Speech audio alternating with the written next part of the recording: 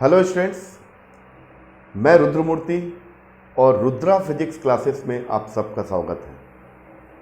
हम लोग modern physics का एक सीरीज चला रहे हैं जिसमें light radiation part 1, part 2, part 3 और D Broglie wavelength part 1 and part 2 मैंने अभी तक यूट्यूब में अपलोड कर दिया है। अब ये डी ब्रोगली वेवलेंथ के कुछ और वेरियस टाइप के न्यूमेरिकल प्रॉब्लम्स मैं आपके साथ शेयर कर रहा हूँ इस लेक्चर के माध्यम से। तो इस लेक्चर को शुरू करने के पहले जो फर्स्ट टाइम इस वीडियो को देख रहा है उससे एडवाइस है कि वो इस पिछले वीडियो को जरूर देखिए जिसमें डी ब्रोगली वेवलेंथ से रिलेटेड बहुत ही बेहतरीन शॉर्टकट फार्मूला मैंने बताया है। उसको अगर आप ध्यान से देखोगे तो आपसे न्यूमेरिकल ईजिली बन जाएंगे। चलिए हम लोग अपना लेक्चर स्टार्ट करते हैं। सबसे पहले नीट 2019 का एक क्वेश्चन देखते हैं जो पिछले साल आया था। देखिए कितना आसान क्वेश्चन है। जो नीट की तैयारी कर रहे हैं, अगर चैप्टर वाइज अपनी रणनीति बनाएं, पूरे फिजिक्स में आपका क्लास 11 और 12 का जो सिलेबस है उसको सिस्टमेटिक तरीके से अगर आप एक रणनीति बनाते हैं तो आराम से जो है 45 क्वेश्चन आते हैं, तो कम से कम 30 क्वेश्चन आप इजीली बना लोगे। तो ये इस टाइप की रणनीति बनाओगे तो आपका MBBS या जो भी IIT मेंस की जो भी तैयारी कर रहे हो उसमें सिलेक्शन आपका हो सकता है। चलिए नीट 2019 का एक क्वेश्चन है। ये क्वेश्चन क्या देखिए, an electron is accelerated through a potential difference of A 10,000 volts, it's D Broglie wavelength is. ये कितना आसान क्वेश्चन है, बहुत आसान। इस क्वेश्चन को आराम से आप 1 मिनट से भी कम समय में लगा सकते हो, बशर्ते अगर आपने डी ब्रोगली वेवलेंथ का जो मेरा वीडियो है जो मैंने शॉर्टकट फार्मूला बताया था उसको अगर आपने देखा है। इसको कैसे बनाएंगे देखिए, स्टार्ट हम लोग कहाँ से करते हैं। देखिए इसको 1 मिनट से भी कम समय में आप बना लोगे।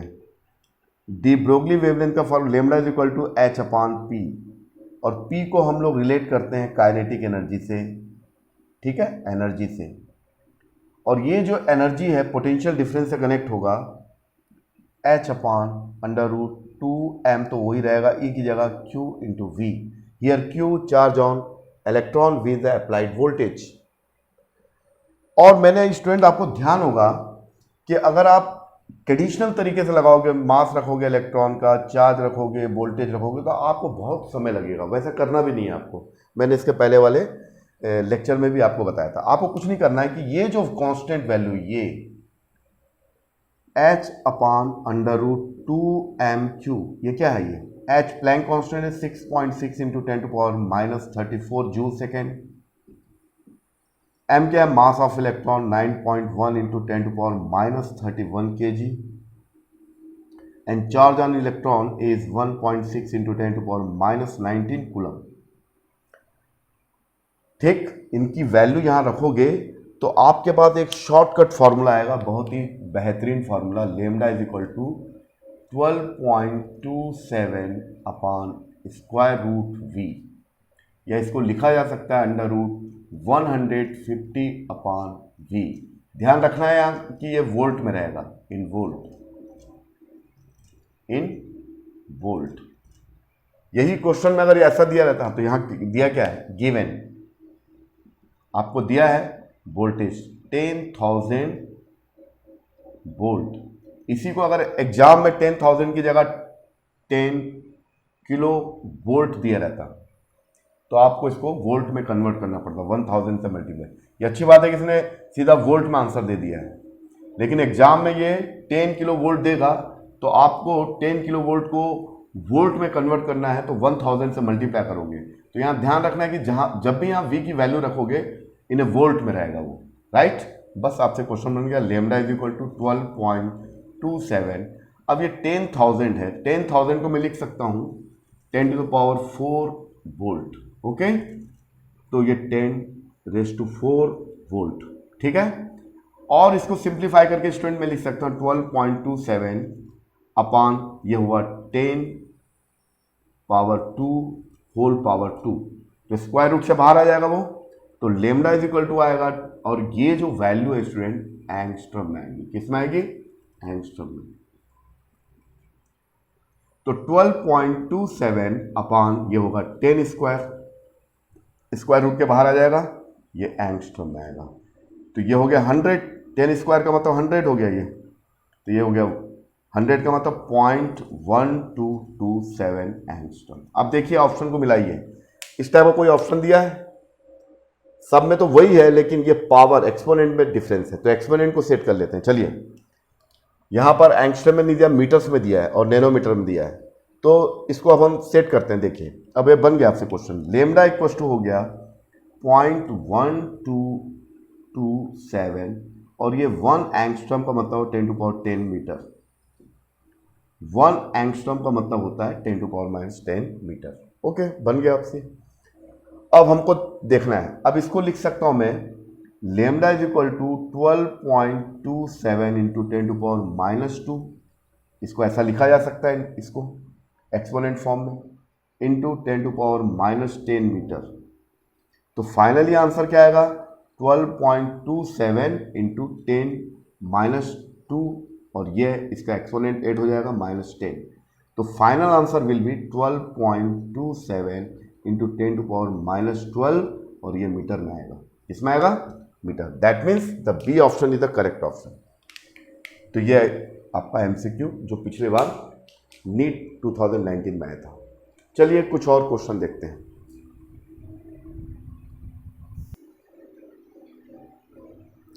चलिए एक और क्वेश्चन देखते हैं। ये क्वेश्चन क्या बोल रहा है, देखिए, बड़ा इंटरेस्टिंग क्वेश्चन है। An electron with initial velocity v0 I cap is in the region of the electric and magnetic fields minus E0 I. That means the electric field act along the negative direction of the x and the magnetic field act in positive direction of y, B0 J respectively.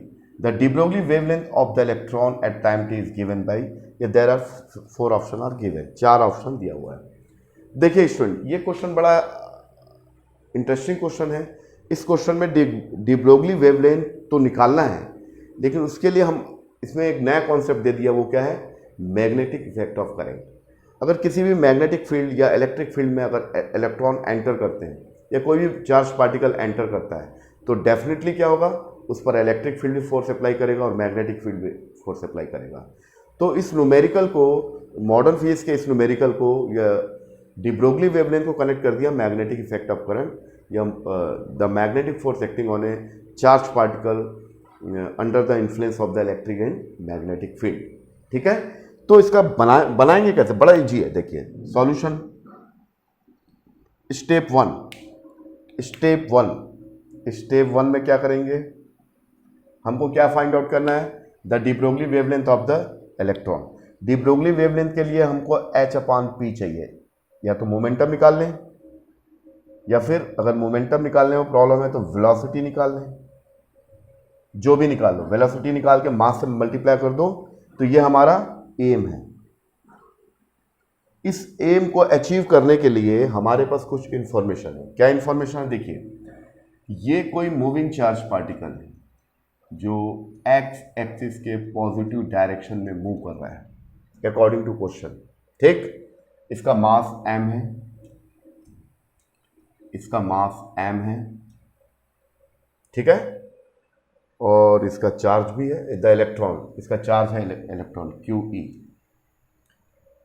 और in the region of the electric and magnetic field. अच्छा, इस पर जो है ये आपका XY plane है, ये x और ये y, x के नेगेटिव डायरेक्शन में, यानी E0 I, यानी ये चार्ज पार्टिकल x एक्सिस के अलाउंग मूव कर रहा है, जिसका मैग्नीट्यूड है, स्पीड का मैग्नीट्यूड है, the magnitude of the velocity is given is V0 and I cap is the indicate the direction of the moving charge particle.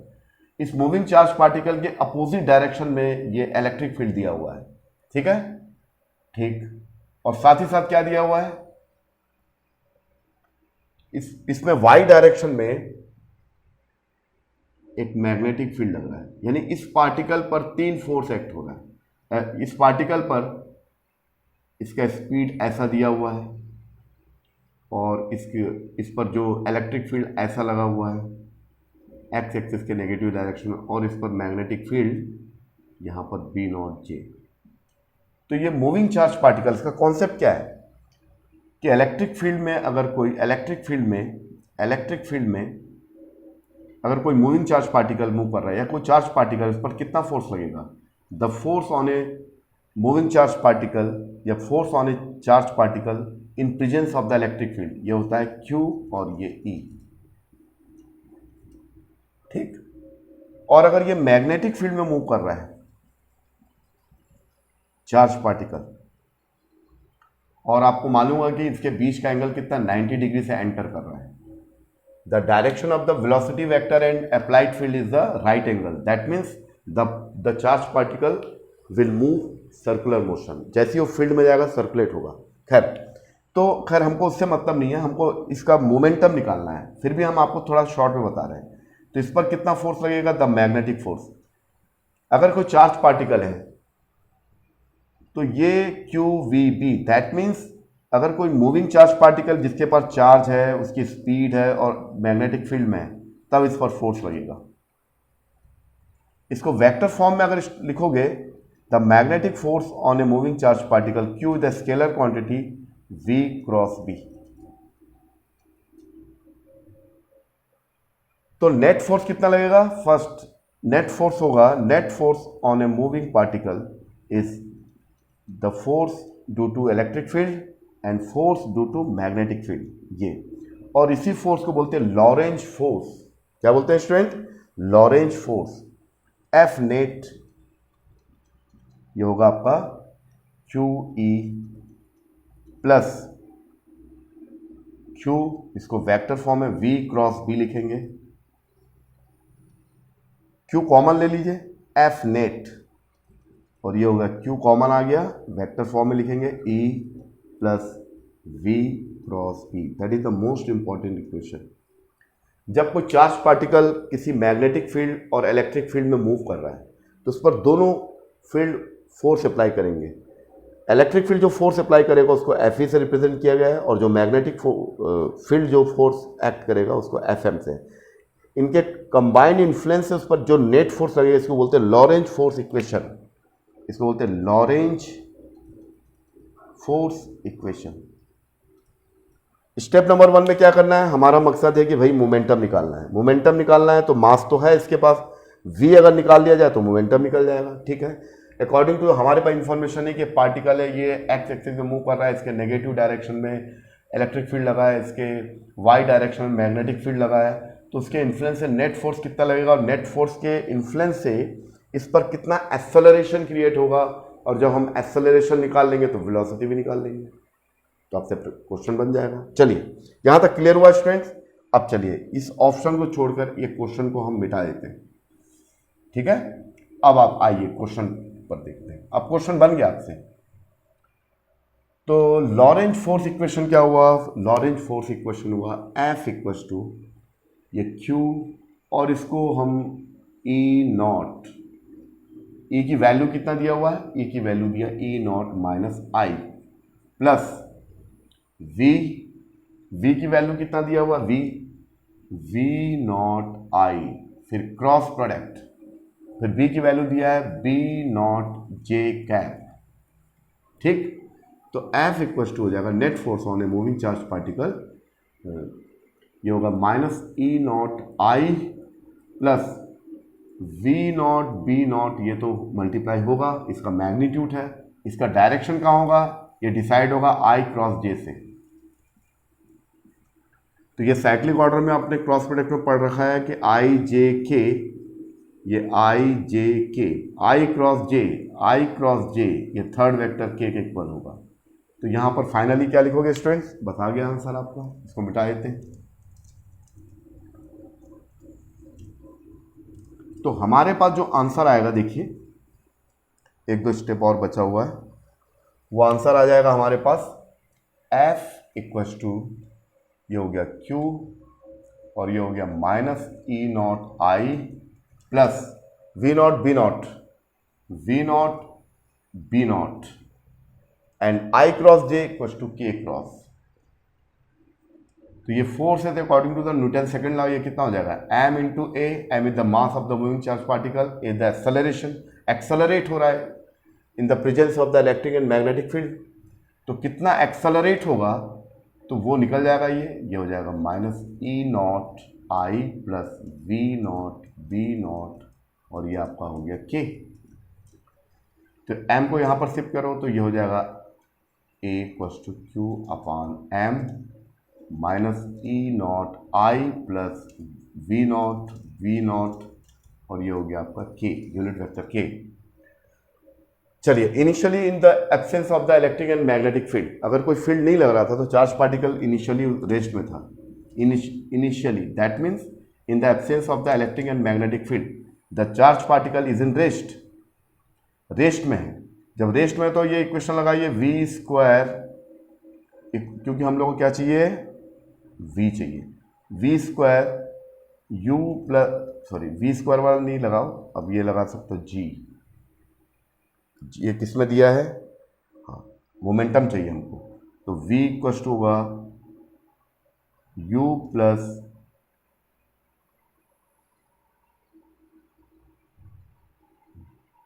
at, ये वाला लगाते हैं।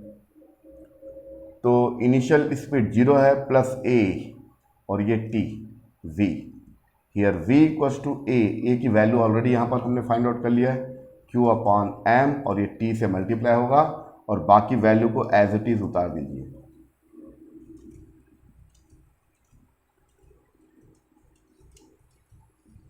यहां पर हमको ये वेलोसिटी का डायरेक्शन के साथ मैग्नीट्यूड दिया, हमको मैग्नीट्यूड चाहिए यहाँ पर, इसका मॉड ले लो, मॉड ऑफ v, तो ये हो जाएगा क्यू टी अपॉन m और ये जब मॉड लेंगे तो ये होगा, ये नेगेटिव प्लस हो से कोई फर्क नहीं पड़ता, e minus E nought square plus v nought whole square. तो फाइनली v नॉट कितना आ गया students, Q T upon m और ये हो गया e nought square plus v nought square. तो देन फाइनल, तो ये इसी को चीज को यहाँ रख दीजिए आप।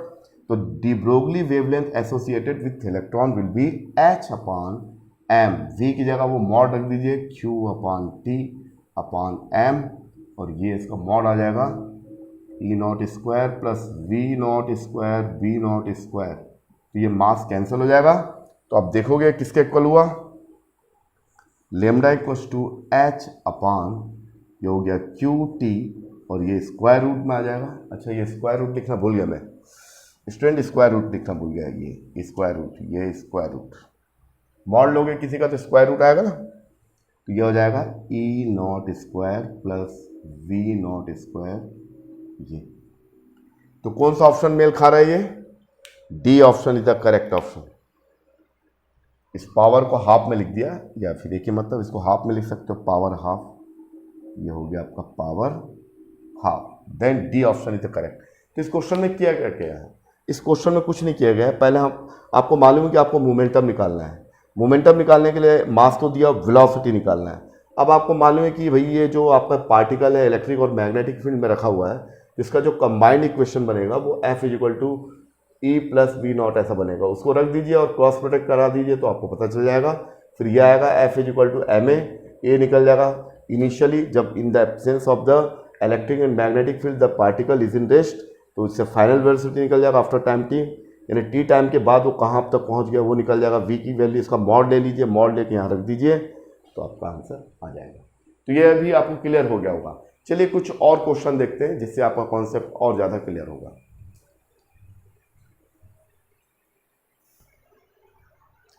चलिए नेक्स्ट क्वेश्चन देखते हैं, बड़ा इंटरेस्टिंग है, ये ग्राफ पर बेस्ड है। ये क्या है ये क्वेश्चन, देखिए the two lines A and B shown in the graph plot the de Broglie wavelength lambda as a function of 1 upon square root V. That means the graph plot कर रहे हैं lambda versus 1 upon square root V is the accelerating potential. Here V is the accelerating potential for two particles having the same charge. दोनों का charge same है।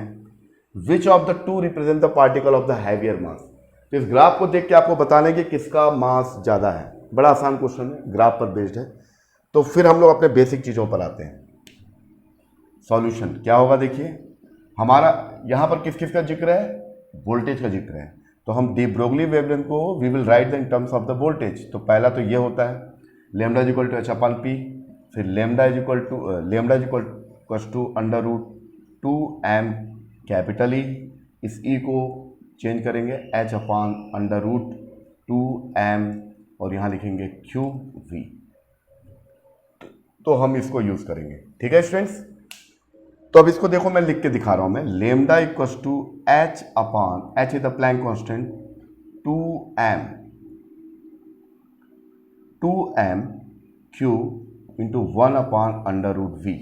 ठीक है students, अब आप इसको ध्यान से देखिए। ठीक है, यहां पर मैं लिखता हूं y equals to mx plus c। यहां पर c क्या है, हियर c इंटरसेप्ट, यानी ये जो स्ट्रेट लाइन होगा, यानी मैं y की जगह पर लेमडा ले लिया, ये x एक्सिस है, ये y एक्सिस है, y की जगह मैंने लेमडा चूज किया और x की जगह पर देखिए, x की जगह पर मैंने क्या रिप्लेस किया, 1 अपान, इसको ठीक से लिखो, 1 अपान अंडर रूट v, यानी lambda versus 1 upon under root v, इसके बीच में ग्राफ प्लॉट कर रहा हूं। तो यहां पर कुछ, तो ये किसका इक्वेशन है, तो यहां अगर c इज इक्वल टू 0 हो जाए तो ये ओरिजिन से पास हो रहा है straight line y equal to mx plus.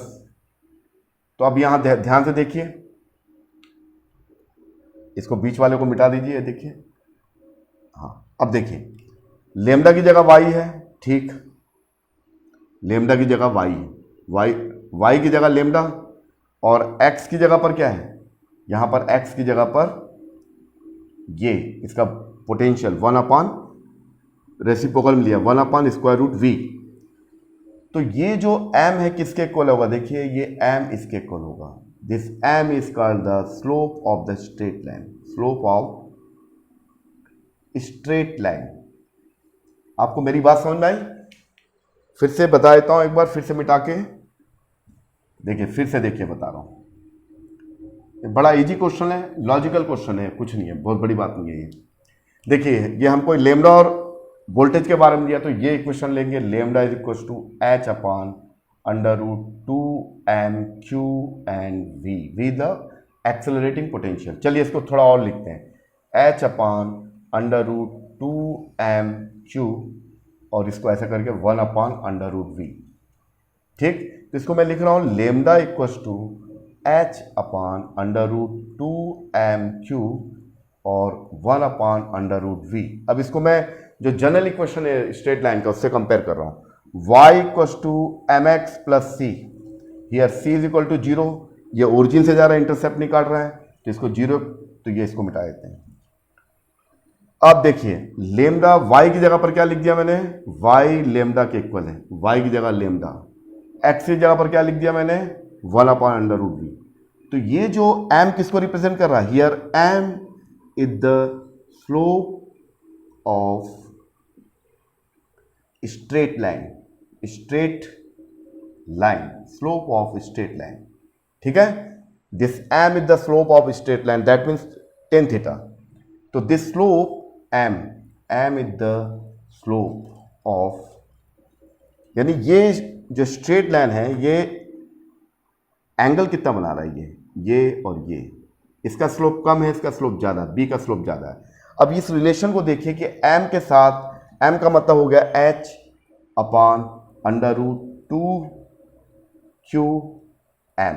अब यहां पर क्वेश्चन में क्या दिया, देखिए रीड करिए इसको, हैविंग द सेम चार्ज, दोनों का here q is constant, q is दोनों के लिए कांस्टेंट है, q is constant for the both particle a and b, ये कांस्टेंट है, 2 तो ऑलरेडी मैथमेटिकल कांस्टेंट है, h भी कांस्टेंट है। तो इसको मैं थोड़ा ऐसा लिख देता हूं, h upon under root 2q और ये 1 upon root m, that mean the slope is inversely proportionate to the square root m। अब आपसे बन गया क्वेश्चन, हमने क्या कंक्लूजन निकाला कि जो स्लोप होता है, अगर ग्रेटर स्लोप है मतलब लाइटर पार्टिकल है, स्लोप ज्यादा है, ये स्लोप इसका ज्यादा है, ये स्लोप अगर इंक्रीज हो रहा है इसका मतलब इसका मास क्या होगा, डिक्रीज, यानी लाइटर पार्टिकल है, यानी लाइटर पार्टिकल का स्लोप ज्यादा होगा और हैवियर पार्टिकल का स्लोप कम होगा। अकॉर्डिंग टू द फिगर, या फिगर में जो दिया है, the slope of the particle A is small, the slope of the particle A is less than to the particle B. ठीक है, यानी इसका स्लोप इससे कम है, अगर स्लोप इसका कम है, इसका स्लोप कम है, किसका, यहां लिखो स्लोप ऑफ पार्टिकल ए, तो ऐसा सीधा लिखो आप direct, slope of particle A is less than to slope of particle B. तो जिसका स्लोप कम होगा उसका मास ज्यादा है। और हमसे क्वेश्चन में क्या पूछा है, which of the two represent the particle of the heavier, that means the line A, the straight line A is represent the heavier particle as compare to the B. तो ये क्वेश्चन समझ में आया student, बहुत simple है। क्या करना है, ये जो इक्वेशन है इसको मैंने लिखा और इसको y equal to m x plus c, क्योंकि यहां पर तो इसके बाद कोई टर्म्स नहीं है, इसके बाद प्लस कुछ है ही नहीं, तो इंटरसेप्ट जीरो हो जाएगा। अब इसको आप कंपेयर करिए, 1/√v x के इक्वल होगा, मैंने लिख दिया, और y की जगह लेमडा। अब इसके बीच में ग्राफ प्लॉट किया तो मुझे दो स्ट्रेट लाइन मिले।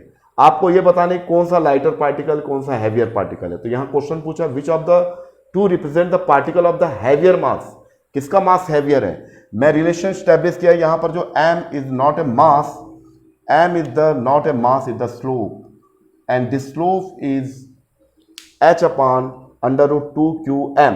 Here m is the mass of the particle. अब यहाँ पर m लिखा है, यहाँ भी m लिखा है, तो यहाँ स्लोप है ये, m is the slope। इसको अपन c लिख देते हैं, चलिए इसको क्या लिख देते हैं, m की जगह हम लिख देते हैं, चलिए z लिख देते हैं, है ना। स्लोप को m से लिखते हैं, लेकिन हम यहाँ पर p लिख देते हैं, चलिए p is the slope. p भी लिखेंगे तो गड़बड़ हो जाएगा, चलिए m ही लिखते हैं, m से ही कोई चला लेते हैं काम, mx। चलिए here m is the slope, या टेन थीटा लिख देते हैं, ये टेन थीटा। तो टेन थीटा जो होगा, here tan theta slope, that means tan theta, ये टेन थीटा किसके इक्वल है, h/√2qm। Here q is the constant, charge is same for both particle a and b, यानी q भी constant है, q is constant, 2 is already constant, h is the Planck constant, universal constant, that means the whole quantity is the constant, that means the slope of the straight line is only depend on the mass of the particle. The slope is the reciprocal of the square root of the mass. If mass is very small, that means the slope is very large.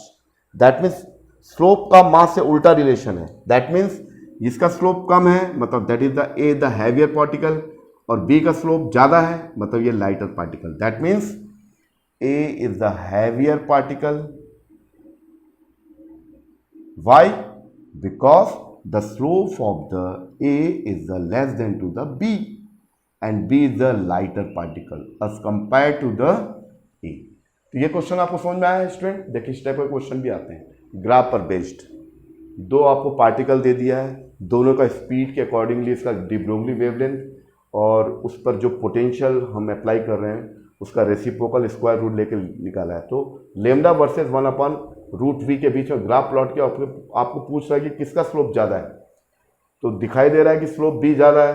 Slope b ज़्यादा है मतलब ये lighter particle है, क्योंकि यहाँ slope और मास के बीच में क्या रिलेशन है, the relation of the slope and mass. The slope is the inversely proportional to the square root of the mass of the particle. If the m is the small, then slope will be large. Slope will be greater. तो mass, तो इसका slope कम है तो ये heavier particle है, इसका slope ज़्यादा है, इसकी ढाल ज़्यादा है यानी ये lighter particle है। तो इस टाइप से आप बना सकते हैं। चलिए और कुछ क्वेश्चन देखते हैं। देखिए क्वेश्चन नंबर 4 देखिए, नेक्स्ट क्वेश्चन। एन इलेक्ट्रॉन और proton have the same de Broglie wavelength, which one of these has higher kinetic energy, which one is moving faster? An electron and a proton have the same de Broglie wavelength, which one of these has higher kinetic energy? यानी electron solution, electron and proton, ठीक है। वैसे आपको मालूम होगा कि mass of the proton is 1817 times of the mass of electron. That means the proton is the heavier body, ठीक है, ठीक, क्योंकि न्यूक्लियन बॉडी तो जो न्यूक्लियस में होते हो तो हैवियर होता है, उनका मास तो होगा, और इलेक्ट्रॉन तो न्यूक्लियस के बाहर है तो वो लाइटर बॉडी हो गई, ठीक। चलिए हमसे क्वेश्चन में क्या पूछा है, electron and proton have the same de Broglie wavelength. The de Broglie wavelength associated with electron and associated with proton same, दोनों का same. The de Broglie wavelength of electron and proton having the same de Broglie wavelength, दोनों का same de Broglie wavelength है। ठीक है, चलिए तो अब ये तो बहुत ईजी है, lambda is equal to H upon P होता है। ठीक है, एच पी को हम काइनेटिक एनर्जी से कोरिलेट करेंगे या एनर्जी लिख सकते हैं, काइनेटिक एनर्जी एक ही मतलब है, क्योंकि उसकी पोटेंशियल एनर्जी जीरो होती है फ्री इलेक्ट्रॉन से, अगर एज्यूम कर रहे हैं। If lambda is equal to, अच्छा इसको स्क्वायर करिए, square taking square both side, तो ये H square upon 2m k। तो स्टूडेंट देखिए क्या होगा, द काइनेटिक एनर्जी या energy of the moving particle ये होगा H square upon 2m lambda square. अब देखिए यहां पर क्या क्या है, the kinetic energy of the electron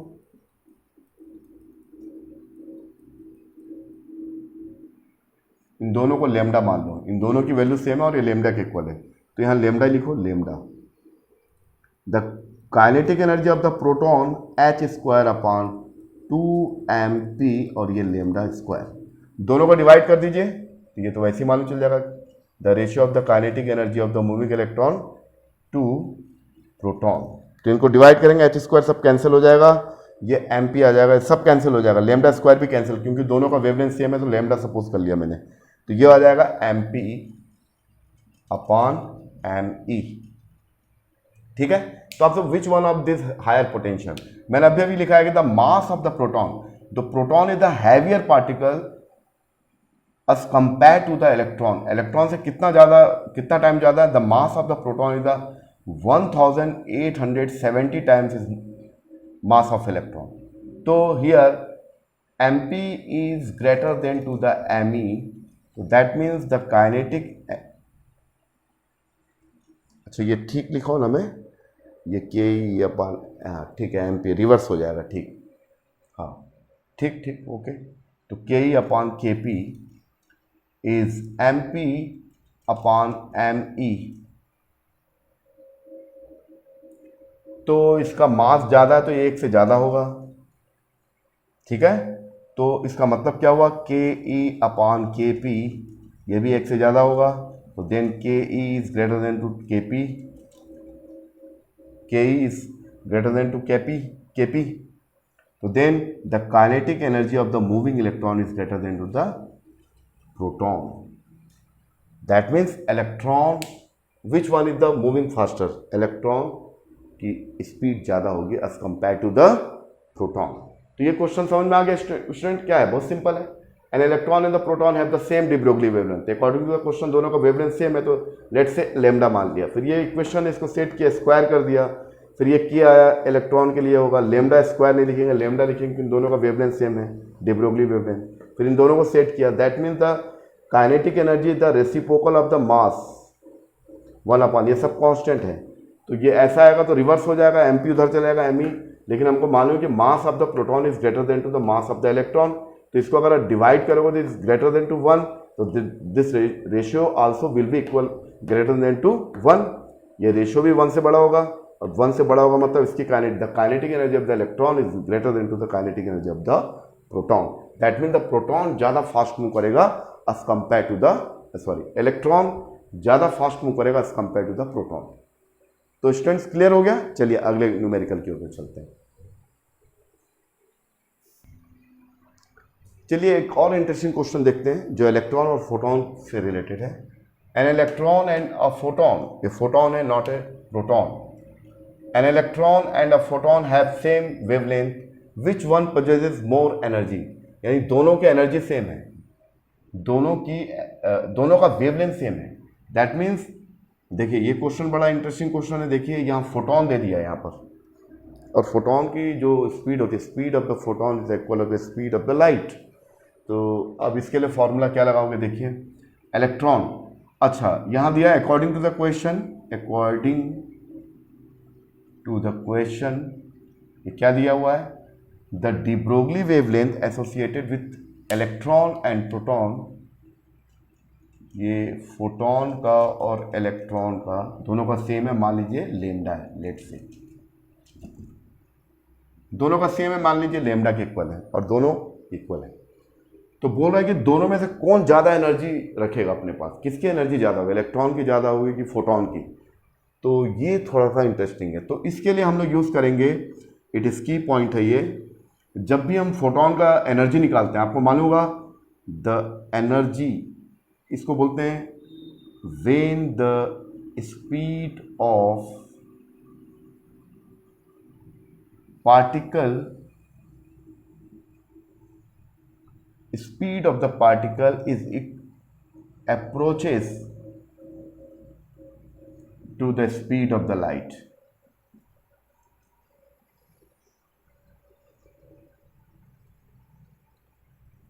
जब हम ऑर्डिनरी वेलोसिटी के बारे में बात ना करें, कुछ जब किसी पार्टिकल की स्पीड लाइट के इक्वल या उसके नज़दीक या उसके हाफ स्पीड के करीब पहुंच रहा है, तो हम लोग एक फार्मूला यूज़ करते हैं जिसको बोलते हैं रिलेटिविस्टिक फार्मूला, रिलेटिविस्टिक फार्मूला। और ये होता है, स्टूडेंट ध्यान रखिए, the total energy of the relativistic particle. Relativistic particle का मतलब जिसकी स्पीड लाइट के इक्वल या उसके काफ़ी नज़दीक पहुंच रही है। जैसे इलेक्ट्रॉन की स्पीड भी काफ़ी ज़्यादा होती है। The speed of the electron in the first orbit according to the Bohr's model, the 1/37 times of the speed of the light. तो इलेक्ट्रॉन की स्पीड भी रिलेटिविस्टिक स्पीड के काफ़ी करीब होती है। तो इसमें हम लोग ये फार्मूला यूज़ कर सकते हैं। ये फार्मूला क्या बोल रहा है, देखिए, ये बहुत इंपॉर्टेंट फार्मूला है, P C whole square, here P the momentum of the particle, C the speed of the light, M not C square, rest energy का स्क्वायर कर दो। ठीक है स्टूडेंट, अब चलिए, अब मैं आपको बताऊंगा कि फोटॉन ज्यादा एनर्जी रखेगा कि इलेक्ट्रॉन रखेगा। ये फॉर्मूले से डिसाइड हो जाएगा। वी नो दैट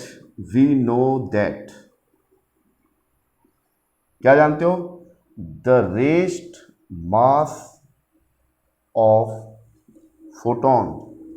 फोटॉन का रेस्ट मास मैंने लाइट रेडिएशन पार्ट 1 में बताया था। कभी भी एग्जाम में आएगा कि what is the rest mass of the photon, तो फोटॉन के पास दो मास होता है, एक होता है रेस्ट मास जो 0 होता है और एक होता है मूविंग मास जो होता है h/c²। ये दोनों मैंने लेक्चर में बताया, बहुत इंपॉर्टेंट चीज़ है, कभी कभी एग्जाम में डायरेक्ट भी पूछा जाता है। The rest mass of the photon is always 0 but moving mass is h/c²। इसकी वैल्यू भी बहुत ही नेग्लिजिबल लेकिन होती है 36 kg। और इसी मास की वजह से लाइट किसी भी बॉडी पर प्रेशर या फोर्स या मोमेंटम क्रिएट करता है। खैर, तो यहां पर m नॉट 0, तो यहां फोटॉन के बारे में बात कर रहे हैं, फोटॉन के बारे में, the total energy of the photon. तो देखिए, तो pc² प्लस ये तो पूरा 0 हो गया जिसका कोई मतलब नहीं, तो यह आ गया pc। The total energy of the photon will be momentum and, और मोमेंटम क्या है, मोमेंटम, अच्छा ठीक है, यह आ गया। अब इलेक्ट्रॉन के बारे में बात करते हैं। इलेक्ट्रॉन, ये pc आ गया। इलेक्ट्रॉन के बारे में बात करते हैं। इलेक्ट्रॉन के पास क्या होता है, मास होता है इसका 9.1 × 10⁻31। तो ये टर्म 0 नहीं होगा। The total energy of the electron,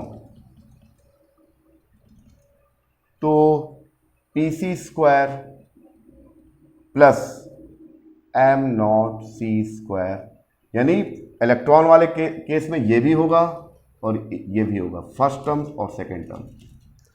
और सॉरी, इलेक्ट्रॉन वाले केस में ये भी होगा प्लस ये भी होगा। फोटॉन वाले केस में ये second term will be 0 due to the rest mass of the photon, केवल ये वाला टर्म होगा फर्स्ट। ठीक है, ठीक है ना। अब चलिए, बस खत्म। तो हाँ, ये आपको बता दिया हूं मैं। चलिए, ये तो स्टूडेंट, मैं आपको ये बताना चाह रहा हूं कि अगर हम रिलेटिविस्टिक फार्मूला यूज करें और फोटॉन का रेस्ट मास 0 है, तो फोटॉन के इस एक्सप्रेशन में केवल यही टर्म्स आएगा और सेकंड टर्म जीरो हो गया, मतलब इसके पास एनर्जी वाला टर्म्स पीसी बचा है। लेकिन इलेक्ट्रॉन के पास एनर्जी वाला टर्म्स क्या होगा, पीसी के साथ साथ ये भी होगा।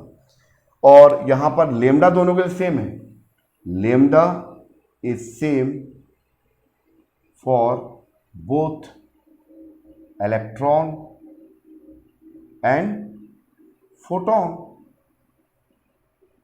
तो lambda is equal to H upon p, तो p equal to H upon lambda. Lambda same है तो इसका मोमेंटम भी सेम होगा, इलेक्ट्रॉन का मोमेंटम, क्योंकि लेमडा सेम है, lambda is same, then P, ये भी क्या होगा, सेम होगा, this will be also same.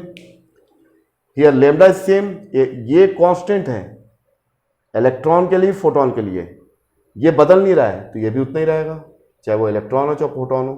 तो पी सी दोनों के लिए सेम है, तो यहां तक दोनों इक्वल हैं, फोटोन भी यहां तक इक्वल है। इसको अंडर रूट में ही लिख देते हैं, चलिए स्क्वायर रूट, इसको स्क्वायर रूट को हटा नहीं रहे।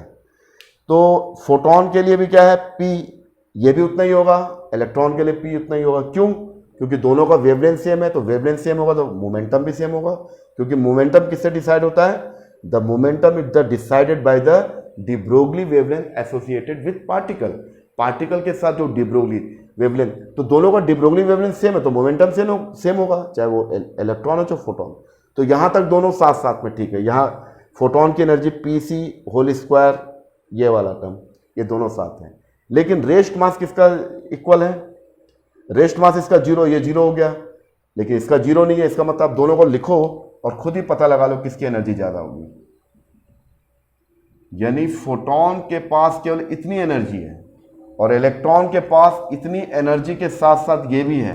That means the energy of the electron, देख के एक्सप्रेशन देख के, this higher than the photon. The energy of the electron is greater than to the energy of the photon.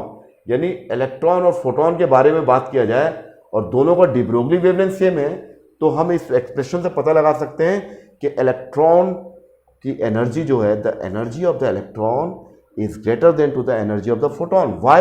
Because the rest mass of the photon is zero, the second term is zero, तो then the expression से clear है, the second term यहाँ zero है लेकिन यहाँ zero नहीं है, मतलब इसके पास इसके ये भी है और साथ में ये भी है, यानी इसकी एनर्जी ज़्यादा है और इसकी एनर्जी यहीं तक है। That means the energy of the electron is greater than to the energy of the photon. So that means the photon possesses more energy as compared to the electron. तो students, तो D Broglie wavelength का जो मैंने ये इसका last series है, ये part 1 में मैंने आपको शॉर्ट ट्रिक फार्मूले बताया, उसको आप जरूर ध्यान से देखिए, परीक्षाओं में सीधे क्वेश्चन आते हैं।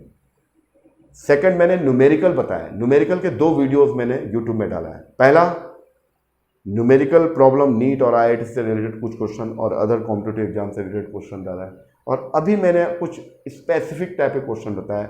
एक नीट का क्वेश्चन था, एक IIT का क्वेश्चन था, कुछ various type of question, photon और इलेक्ट्रॉन को बेहतर तरीके से समझने के लिए मैंने 2-3 क्वेश्चन बताए। तो उम्मीद है कि आपको समझ में आ गया होगा। अगर आपको ये वीडियो पसंद आया तो इसको लाइक करिए, शेयर करिए और सब्सक्राइब करिए। इसी के साथ हमारा ये लेक्चर यहाँ ख़त्म हो जाता है। अगले लेक्चर में हम फोटो इलेक्ट्रिक इफेक्ट, जो हर प्रकार के कॉम्पिटिटिव एग्जामिनेशन बहुत ज़्यादा पूछा जाता है, एक मिनिमम एक क्वेश्चन तो पूछना ही है, कभी कभी 2 क्वेश्चन भी आ जाते हैं, तो उसका हम एक सीरीज बनाएंगे photo electric effect with concept, और वो भी आपको बहुत हेल्प करेगा। तो इसी के साथ हमारा लेक्चर ख़त्म होता है। थैंक यू, फिर मिलेंगे।